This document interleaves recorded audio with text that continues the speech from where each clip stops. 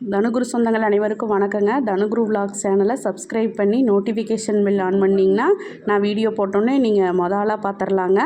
வாங்க இன்றைக்கி நம்ம வீட்டில் என்ன சமையல்னு பார்க்கலாம். வீடியோக்குள்ளே போகலாம் வாங்க. தனுகுரு சொந்தங்கள் அனைவருக்கும் வணக்கங்க. இன்றைக்கி கம்மங்கூழ் எப்படி செய்யலான்னு பார்க்கலாங்க. அதுக்கு கம்பு எடுத்து வச்சுருக்கணுங்க.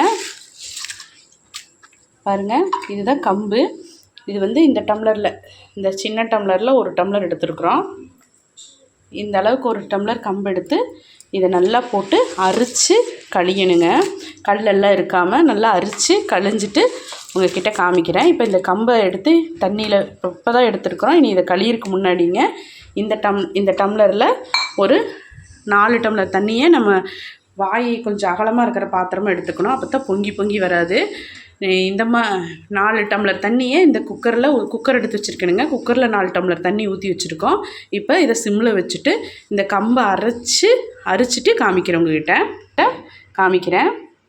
நீங்கள் எத்தனையோ தடவை கம்மங்கூழ் இந்த மாதிரி செஞ்சு பாருங்கள். இது கம்மங்கூழ் இல்லைங்க, கம்மங்கஞ்சி. எப்படி செய்யலான்னு பார்க்கலாம் வாங்க. பாருங்கள், கம்பை நல்லா அரித்து நல்லா 4-5 டைம் நல்லா கழிஞ்சாச்சுங்க. கழிஞ்சிட்டு இப்போ இதுக்குள்ளே கம்பு மூங்குற அளவுக்கு தண்ணி ஊற்றியாச்சுங்க. இப்போ இதை நல்லா எவ்வளோ நைஸாக அரைக்க முடியுமோ அவ்வளோ நைஸாக அரைச்சிட்டு வந்துடலாங்க. நைஸாக அரைச்சி வச்சா தான் நல்லா இருக்குங்க. திப்பியாக இருந்து குழந்தைங்களாம் சாப்பிட மாட்டாங்க, பருக்கையாக இருந்தால். அதனால் ரொம்ப நல்லா எவ்வளோ ஃபைனாக அரைக்க முடியுமோ அந்த அளவுக்கு அரைச்சிட்டு வந்துடலாம். தண்ணி ஊற்றி நம்ம இந்த அளவு நைஸாக அரைச்சாச்சு. இப்போ இது எப்படின்னு பார்க்கலாம். பாருங்கள், இப்போ குக்கரில் நம்ம ஒரு 4 டம்ளர் தண்ணி வச்சோமில்லங்க, அந்த தண்ணிக்குள்ளே இதை ஊற்றி இப்படி கலரிகிட்டே ஊற்றணுங்க. இல்லைன்னா கீழே கட்டியாக ஆகிக்கும். இந்த மாதிரி கலரிகிட்டே ஊற்றிட்டு இந்த மிக்சிக்குள்ளே இருக்கிறதையும் அலசி ஊற்றிக்கலாம். இப்போ எல்லா தண்ணி கலந்து ஊற்றி கலக்கிட்டே இருக்கணும். இந்த மாதிரி கலக்கிட்டே இருந்தால் நல்ல கம்மங்கூழோட மனம் வருங்க. இப்போ இந்த மாதிரி நீங்கள் கம்மங்கஞ்சி வச்சிங்கன்னா தொட்டுக்கிறதுக்கு எதுவும் தேவையில்லை, மோரெல்லாம் வேண்டாங்க. இது அப்படியே எடுத்து குடிக்கிறதுக்கு சூப்பராக இருக்கும். இப்போ இது நல்லா கலக்கிட்டே இருக்கணுங்க. நல்லா கலக்கி எவ்வளோ கலக்க முடியுமோ அந்தளவு கலக்கிட்டே இருங்க. கட்டி தட்டாமல் கலக்கிட்டே இருக்கணுங்க.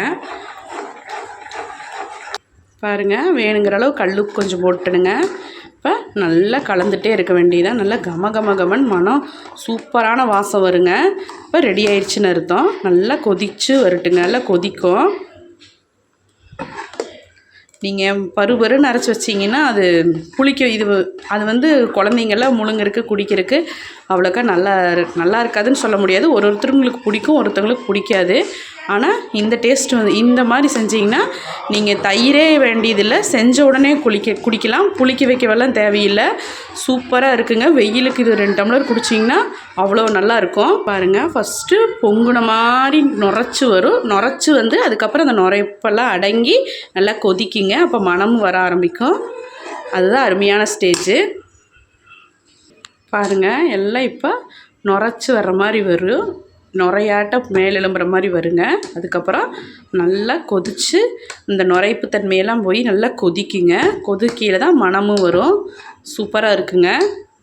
பாருங்கள், கீழே அரைக்குண்டா பக்கம் இருந்தது, இப்போ நல்லா நுரைச்சி மேல் எலும்பி வருங்க. இப்போ எலும்பி வரையில் அடுப்பை ஆஃப் பண்ணிவிட்டு ஒரு 2 நிமிஷம் இந்த மாதிரி கிளறணுங்க.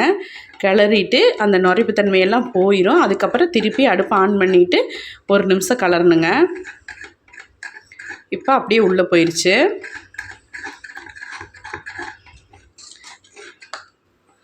இப்போ அடுப்பை ஆன் பண்ணி விட்டு கொதிக்க வைக்கலாங்க. பாருங்கள், இந்த அளவுக்கு இப்போ நல்லா தளன்னு கொதிக்க ஆரம்பிச்சு மனம் நல்லா வர ஆரம்பிச்சிருச்சு.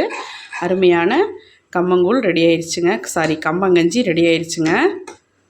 இந்த கம்மங்கஞ்சிக்கு கஞ்சி மாதிரி தானுங்க. இதுக்கு தொட்டுக்கிறதுக்கும் எதுவும் தேவையில்லை. தயிர், மோர் எதுவுமே வேண்டாம். அது ஊற்றினாலும் நல்லா தான் இருக்கும். இருந்தாலும் அதெல்லாம் இல்லாமல் இது சூப்பராக இருக்குங்க. இப்போ அவ்வளோதான். நல்லா நுரைச்சி எல்லாம் மேலே கொதிக்க ஆரம்பிச்சிருச்சு. எல்லா பக்கம் கொதிக்க ஆரம்பிச்சிருச்சு. மணம் வர ஆரம்பிச்சிருச்சு. அருமையான கம்மங்கஞ்சி ரெடிங்க. பாருங்கள், இப்போ அடுப்புலேருந்து கீழே இறக்கி வச்சாச்சு. இப்போ இது ஆறாக இன்னும் கெட்டியாகுங்க. ஆறி குடிக்கிறதுனால குடிக்கலாம், இல்லை நம்ம கொஞ்சம் சூடாகவே குடிக்கணுன்னாலும் நம்ம கொஞ்சம் ஆற வச்சுட்டு குடிக்கலாம். இல்லைன்னா இந்த மாதிரி தண்ணி கொஞ்சம் ஊற்றிக்கோங்க. பச்சை தண்ணியில் இதுக்குள்ளே பச்சை தண்ணி ஊற்றிடக்கூடாதுங்க. நம்ம தனியாக தான் இந்த மாதிரி பச்சை தண்ணி ஒரு சொம்பு எடுத்து வச்சுட்டு அதில் ஒரு 1/4 சொம்பு தண்ணி விட்டுருக்கேன். அதில் இது ஒரு 2-3 கரண்டி போட்டுக்கலாம்.